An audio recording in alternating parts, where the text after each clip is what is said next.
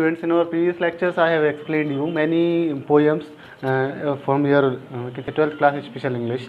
Now I am introducing you a new poem, which is also an important part in your textbook. And poem name is After Apple Picking. After Apple Picking, it's a very, you can say, particular seriousness in this poem. It is written by Robert Lee Frost.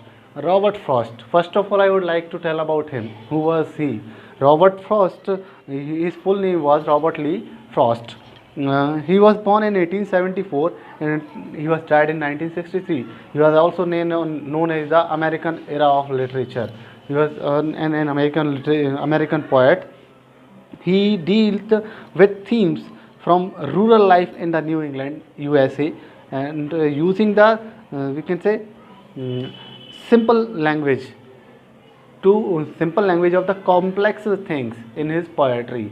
उन्होंने Robert Frost जो America के महान कवियों में से एक हुआ करते थे, इन्हें अमेरिका का पोएट लॉरेट की उपाधि भी मिली थी। पोएट लॉरेट जो कि अमेरिका जैसे भारत में हमारा भारत रत्न होता है, उसी प्रकार अमेरिका में अमेरिकन पोएट लॉरेट के नाम से उस पोस्ट को, उस पद को जाना जाता है जिस पर ये रहे। He was an American poet laureate.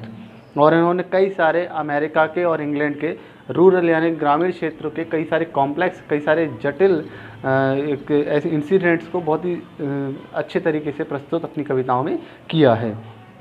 I will go ahead. You can say his philosophical issues.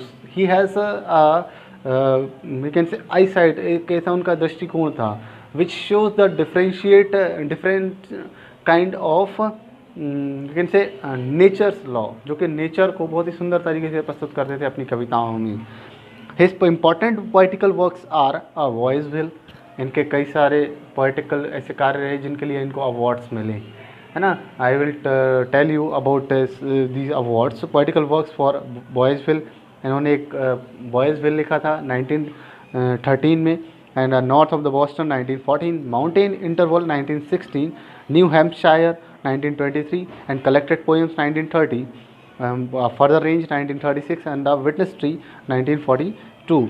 Now I am going to tell you an important thing about his poetry. He has honored 4 times by an important award, the Pulitzer Prize. Pulitzer Prize, it is one of the biggest in the literature field as well as poetry field. Whole thing is that it was one of the biggest award in the world in literate field, and he was honored 4 times. 4 bar Robert Frost को ये पुरस्कार मिला था। Then Frost was honored with the prestigious Pulitzer Prize 4 times. His poetry too largely traditional in the terms of meter. Now one new thing is there, meter. अब यहाँ पर इन्होंने metre के बारे में भी बताया है इनकी कविताओं में। मीटर को क्या होता है?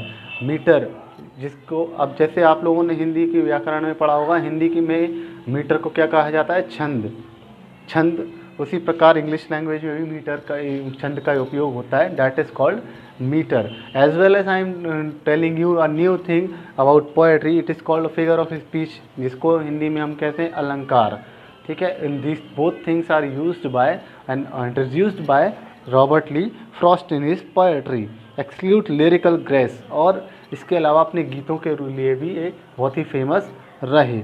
Now I am going to explain an introduction of a particular poem after apple picking. Apple pick करने के बाद कैसा पोएट को महसूस हो रहा है और किस तरीके से उन्होंने इस कविता को वर्तमान की सिचुएशन, करंट लाइफ सिचुएशन से उसको कनेक्ट करके हमारे सामने प्रस्तुत किया है। Now start the introduction. After apple picking collected in the north of Boston, remember students, as I have told you, north of Boston एक ये कलेक्शन हुआ करता था इनका, जिसके लिए इनको एक पुलिट्जर प्राइज़ भी मिला, विच वॉज पब्लिश्ड इन 1914। उसमें से ये कविता ली गई है, उस कलेक्शन में से इसको लिया गया है। Then it is a well known poem of man's encounter with natural world. इस कविता में इंसान का सामना प्राकृतिक दुनिया से करना होता है, कैसे इंसान अपने नेचुरल वर्ल्ड से फेस कर रहा है अपनी लाइफ को। Now we are going ahead, we can say probing the dilemma of his existence, probing यानी ढूंढने की कोशिश कर रहा है, डिलेमा ऑफ एग्जिस्टेंस, उसके मन में एक डिलेमा, एक दुविधा है कि अपने अस्तित्व को कैसे ढूंढ पा रहा है, इस पूरी आर्टिफिशियल लाइफ में अपने आप को उसने कैसे कहाँ खो दिया है। That is all are found in this poem.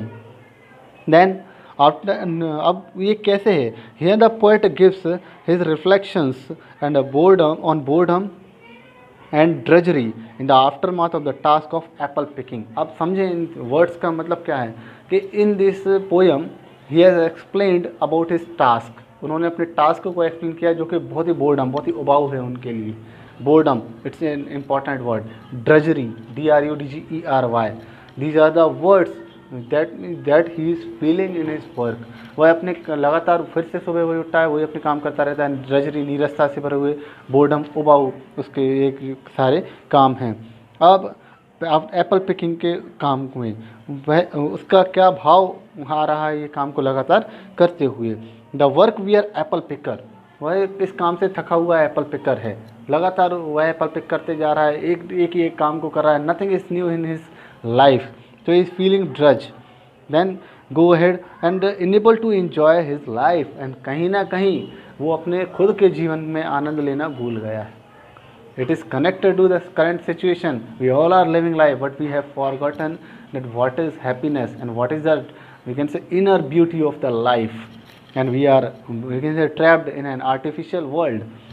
आगे हम देखेंगे, इन्होंने कहा है that the work weary apple picker is unable to enjoy the life, and amid the pristine beauty of nature, he was trapped in the ultimately modern ways of the modern civilization. As I have told you that कि हम लोग एक artificial life में इस तरीके से उलझ चुके हैं कि जीवन की वास्तविकता से काफ़ी दूर हो चुके हैं। And then the modern, you can say, he used in a free verse, उन्होंने ये कविता एक स्वतंत्र रूप से लिखी हुई है, फ्री वर्स के रूप में। नथिंग, इसमें कोई भी एक उसका पर्टिकुलर मीटर का उपयोग नहीं है, पर्टिकुलर एक कोई सी फिगर ऑफ स्पीच का, इसमें सारे मिक्स है, फ्री वर्स है ये। Then the poem as remarkable for its mood and intensity, ये पोएम एक रिमार्केबल पोएम है उसके मूड को लेकर के, उसके एक इंटेंसिटी, उसके एक उद्देश्य को लेकर के। Then it is an antithesis of the modern civilization by the culture, marked by the culture of excessive work and for increasing material gain to no end, for no end. इस कविता का सार ये है, it concludes that कि we are living in an artificial world. We can say we are crazy towards getting material, gaining material, that earning money and earning facilities, but we are unable to enjoy the delicacies of the life.